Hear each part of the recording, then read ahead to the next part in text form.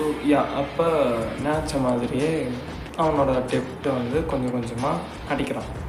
அடித்து முடிச்சுட்டு ஓரளவுக்கு ஓகேடா எல்லாம் ஸ்டேபிளாக இருக்குது அப்படிங்கிறப்ப பிரேம்குமாரும் ஆனந்தும் சேர்ந்து அந்த ஸ்டார்ட் அப் ஐடியாவை திரும்ப லான்ச் பண்ணுறாங்க. இந்த தடவை அந்த தர்ஷன் மாதிரி யாரும் இல்லாததுனால கொஞ்சம் நல்லாவே பூமிங் இருக்குது. ஆல் ஓவர் இந்தியாவுக்கு அவங்களோட சர்வீஸ் பிடிச்சிருக்குங்கிறதுனால கஸ்டமர்ஸ் நிறையா பேர் வராங்க. கம்பெனியோட பிஸ்னஸ் வேறு லெவலில் போகுது. இப்போ என்ன நடக்குதுன்னு பார்த்திங்கன்னா, தர்ஷனோட அப்பா இவங்க கம்பெனியோட டைப் வச்சுக்கலாங்க ஒரு மீட்டிங்க்கு வராரு. ஸோ பார்த்தீங்களா, அவ்வளோதாங்க. நம்ம ஒருத்தர் கிட்ட பேசாமல் இருக்கிறதோ இல்லை ஒரு ஈகோ அப்படிங்கிற விஷயத்த காட்டுறதுக்கோ அதுக்கெலாம் தேவையே இருக்காது. ஏன்னா கண்டிப்பாக ஒரு சுச்சுவேஷனில் உனக்கு தேவைப்படுவான், இன்னொரு சுச்சுவேஷனில் நீ அவனுக்கு தேவைப்படுவ.